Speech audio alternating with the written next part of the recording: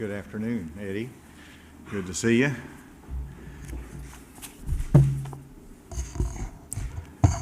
Good afternoon to everyone. Thank you for joining me today for today's weekly update.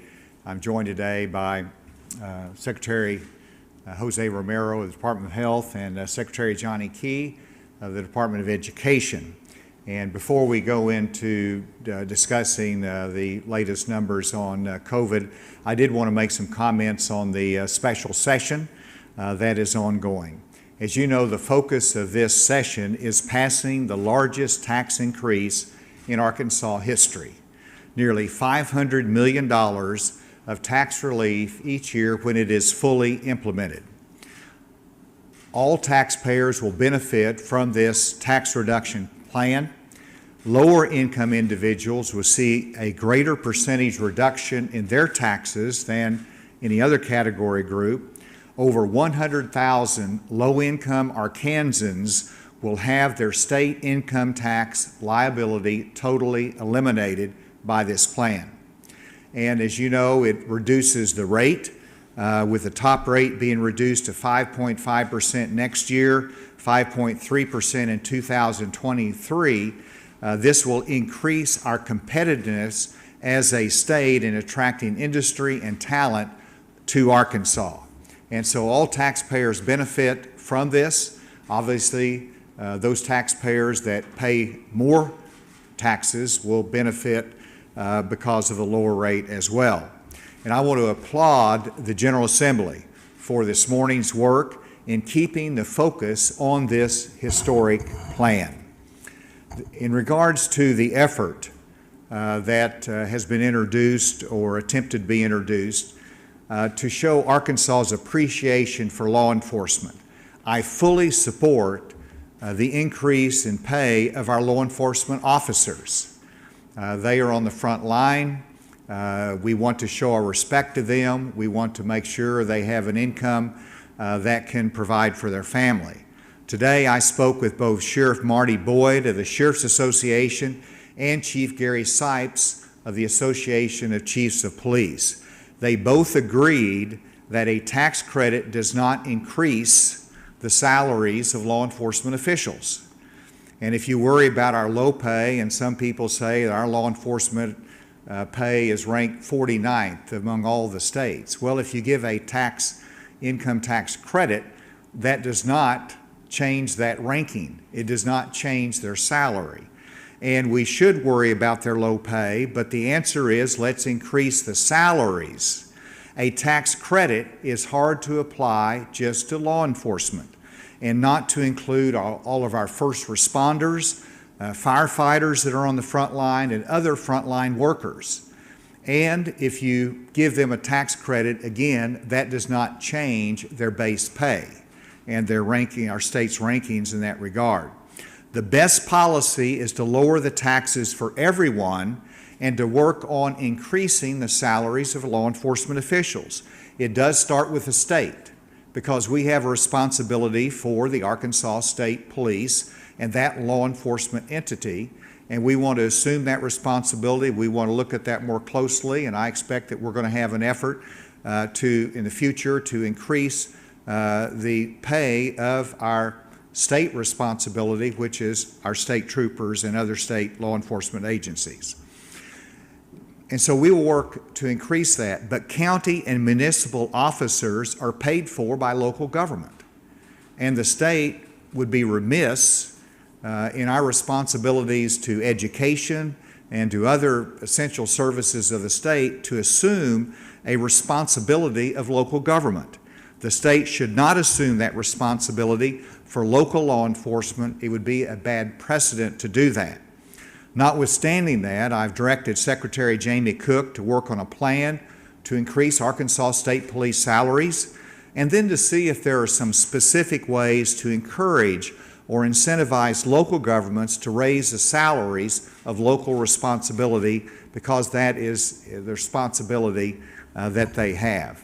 And so with that, I was pleased that, again, the focus is on our tax cuts efforts. I hope that continues through the course of this special session. And I will say that The leadership has worked very closely with my administration. It's a joint effort with the legislature to draft this plan, to present it, and I think they're doing a good job of managing and keeping the focus on that. Now let me go to our COVID case report for today. And we see that our COVID-19 cases are continuing to rise, even though they're down a little bit this week from last week.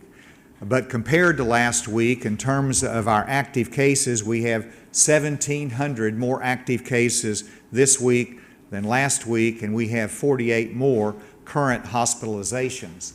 And you can see the case report there. We have an increase of 932. Again, I'm pleased that it's down from a week ago, but our active cases are up. And when you see for an extended period of time our active cases going up, you know that the deaths are a lagging indicator that they will increase over time, and terribly sad that we have 24 Arkansans that have died from this. If you look at our vaccination, which is great news, and that is that we've given out 17,000 doses over the last 24 hours. And so what you can see is that whenever the risk increases, our vaccination increases, which means that Arkansans actually know they need to get the vaccine. They just have a tendency to put it off because they see the risk diminishing. But as the risk increases, they line up to get both their first dose, second dose, and booster doses as well.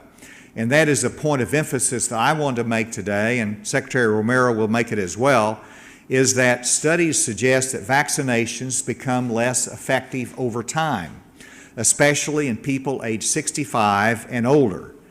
And so booster doses are important for increasing immunity. And so as cases continue to increase, we're also seeing more breakthrough cases among vaccinated individuals ages 65 and older who have not received a COVID-19 booster dose. And so that's why we're encouraging this population, particularly 65 and older, to get a booster dose. I know it's a surprise to many people, but I'm actually in that age category. And so please know that I have gotten my booster dose. Now, I did want to show this by a couple of graphs right here. This is the percent of the population that has received booster doses or third doses, and is by age category. Now, on the right, you see 65 and older, that 34% of those 65 and older have received the booster shot. Now, I know that's a taller bar graph than the other bar graphs, but that's still only 34%, which really shows that you have an elderly population that, as time goes on, will be increasingly vulnerable if they do not get that booster shot. If you go to the younger age groups, you can see sequentially how the booster shot rate is not as high. And so all of those categories, we really need to increase their booster shot. That's what we're encouraging today, and that's going to keep us much safer, because you've got to realize that over time the effectiveness will reduce, so get your booster shot. And this is illustrated, now this is a little bit busy, but on the Pfizer and Moderna, that the booster shots are available 6 months after you received your primary series. And so right now we're in the month of December, and so if you had your primary series of shots in June or before, it's time for you to get your booster shot. Now, in January, it'll be those in July, and so pay attention when you should be getting your booster shot. And that obviously, the 65 and plus should all be eligible for it, presuming they got it at the beginning. But look at the time frame, see when you're eligible to get the booster shot, and concentrate on that. On the Johnson & Johnson, it's just 2 months lag time that's needed, and so there's the time frame. So we're in December now, and if October and before you had your primary series, you're eligible for that booster shot. And let's go on to just some more information. Hospital data were increased by 4, ventilators increased by 6. the primary counties, it's not a surprise, Benton, Pulaski, and Craighead. Washington County's not in there. Craighead comes in and out. And then next, this is the 7-day rolling average of confirmed and probable cases, which is our long graph. And it's interesting, sometimes you hear, are we in our 5th wave, 4th wave, 3rd wave? Sometimes you lose track a little bit, and nationally they use different characteristics of our history in the pandemic. But Dr. Romero and I were discussing this, and it started out in March of 2020, and we had a gradual increase where we peaked in the winter months of December and January, and then we dramatically went down, steady through those summer months, and then we see us going back up again for our second peak, which is clear. So the question is whether we're going into a third surge or not. I'm encouraged by the fact that with the vaccination rate, I have some level of confidence we're going to be able to keep the hospitalizations down, and we're going to be much lower in terms of where we are going to be during this winter month. But we will see, and it's based upon everyone's behavior. Again, just a reminder that if you're looking at those that are dying, statistically, 85% of those that are have a COVID death have not been vaccinated. 87% of those in the hospital have not been vaccinated. 87% of those new cases have not been vaccinated. So statistically, logically, scientifically, the vaccination is the best protection. Our 7-day rolling average is at 8.8%. We hope that that can stay down below 10%. I believe that concludes the data that I wanted to present today and the emphasis on boosters, and I know that Secretary Romero is going to make some comments about that booster shot as well, followed by Secretary Key.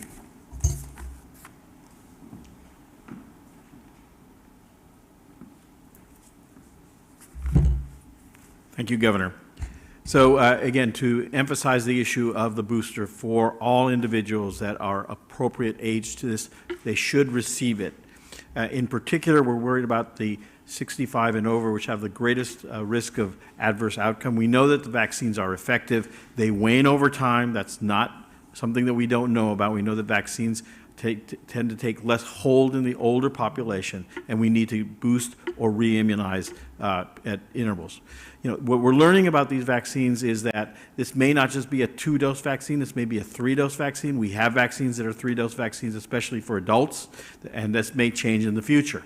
But now, all individuals that have received a vaccine are eligible for a booster dose. We want the elderly to please receive that vaccine because they're the ones that are breaking through in higher numbers as their immunity wanes over time. I also want to talk a little bit about the 5 to 11-year-old group. At this time, we are moving forward, but we're about 5 to 6% below the national average for children receiving that vaccine. So again, parents, this is a very safe and effective vaccine. If we want to protect our children, we need to get this vaccine administered to all our children. We want to protect them as much as possible. Again, we're also seeing the Omicron variant. We know that those cases are breaking through in vaccines. So again, we want everybody to be fully immunized and get their boosters as appropriate in case we start to see cases here in the state. We have not identified a case as of yet. We are screening actively for this particular variant. So thank you very much, and I'll turn it over to Secretary Key.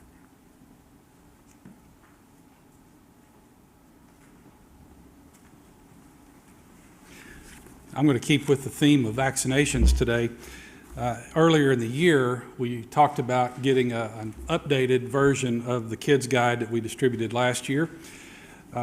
Last year, we didn't have the information on the vaccines. This year we do, so we've updated this information to include information about the Operation Warp Speed, how the vaccines were developed, how the vaccines work, and it's designed to be a tool for parents to read with their children and help make an informed decision. Obviously, this isn't the comprehensive information. We still recommend working with and consulting the medical professionals on that. But as Dr. Romero said, this is targeted to that 5 to 11 age group in those grades.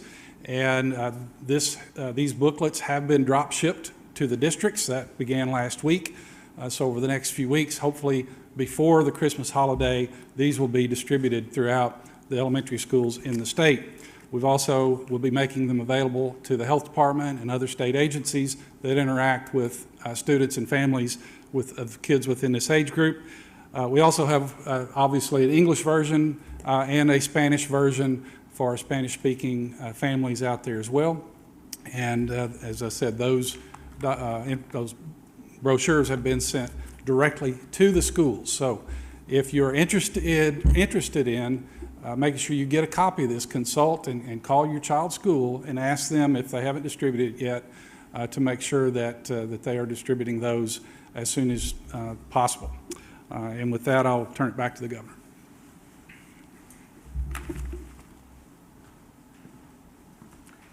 And we'll be happy to take any questions. Governor, do you think you'll be successful in keeping this special session focused on tax cuts, or what's the likelihood of it being extended to take up other issues? You know, I've talked to numerous House members and Senate members, and they all the ones I've talked to want to keep it narrowly focused on on the tax cut issue, which is the purpose of the special session. That's an issue up to the General Assembly, but we look at the balance of power, and I know that was debated today in the session. And under our Constitution, we have a legislature that meets in general session once every 2 years. The exception is that the governor, based upon a special call, can designate certain matters that can be considered in a special session. I have done that, and to go beyond that, it takes a 2/3 vote. And so this is what is set forth in our Constitution. It is a balance of power that we have that's worked well for over 100 years, and I hope that it works in this session. And I applaud the leadership and the members that from today's vote seem to be focused on keeping it on target. We want to recognize the significant and historic role of these tax cuts and keep the focus on that. This might be more for Dr. Romero, but what does the screening process look like for the Omicron variant? Yes, Dr. Merrill.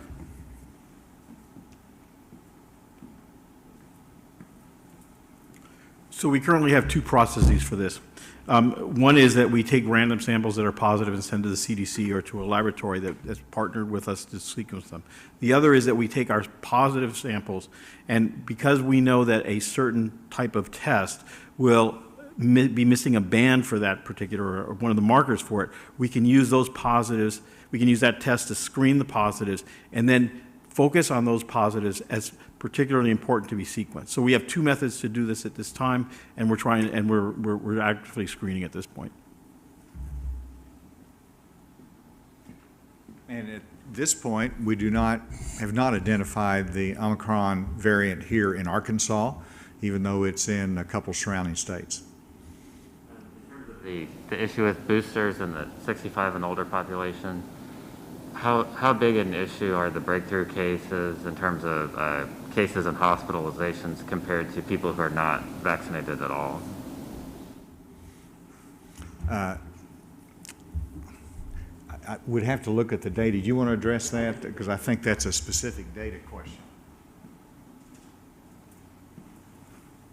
We can provide you with the numbers, but it's clear that those individuals that are not vaccinated are making up the bulk of the hospitalizations. There are individuals that are getting older, that have their immunity is waning, and they're contributing to those hospitalizations, but they are far less than those that have not been vaccinated.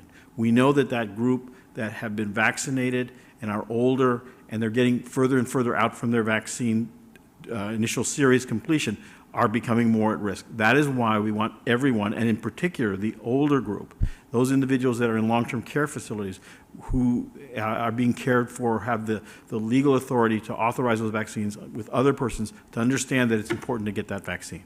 But they are not the major group going into the hospital now. It is the non-vaccinated individual. Is there anything being done or any extra precautions for places like nursing homes going into this year? And the answer is yes. The Nursing Home Association, the Healthcare Association, as well as the industry understands what's at stake. We have made sure that if they request an extra clinic or extra doses, that's available to them. We've encouraged the clinics to be held and make sure that they can focus on the booster shots and that availability. So there is an emphasis there, and that will continue. Is there? Can you tell us any more about the plan to increase law enforcement salaries? And does this go against what was recommended by the Law Enforcement Task Force? Did they recommend a tax credit? The Law Enforcement Task Force did have a recommendation. They had a number of recommendations. One, you need to increase salaries, and this was also recommended in terms of a tax credit.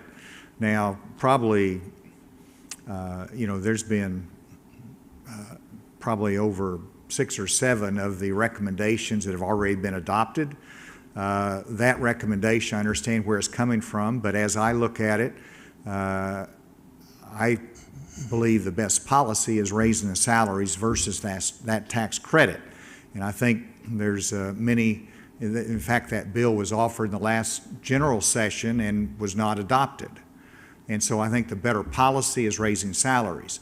We did take some steps, both internally, but also by lowering the retirement age for the state police. So that's part of the recommendations coming out of the task force that we've adopted. But it's an ongoing effort there. I mean, it's when you're talking about significantly raising law enforcement salaries, that is not something that's done overnight. And that's something that also takes the efforts of our local governments. And so it was a finding, it was a recommendation that hopefully will be persuasive to them. You ask about, our specific plans. Our responsibility is the state law enforcement community. And if you raise their salaries, make it more competitive, that sets a good example, and it also will help, encourage local municipalities to do the same.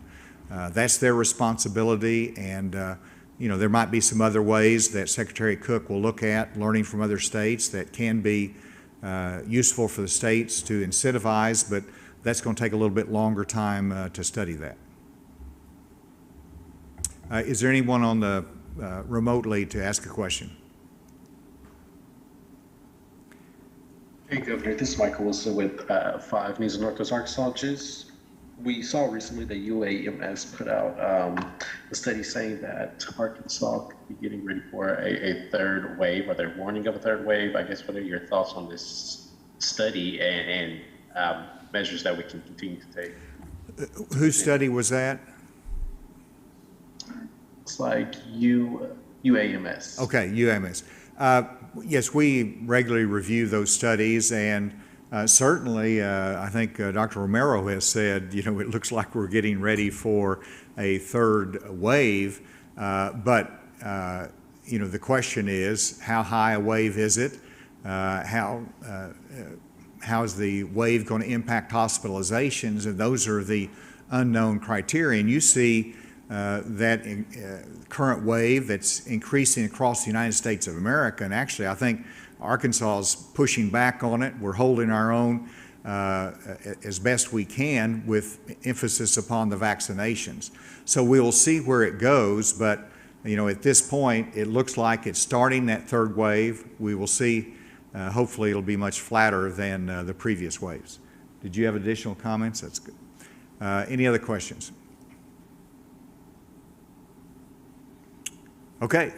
With that, thank you all for being here today. Have a good afternoon.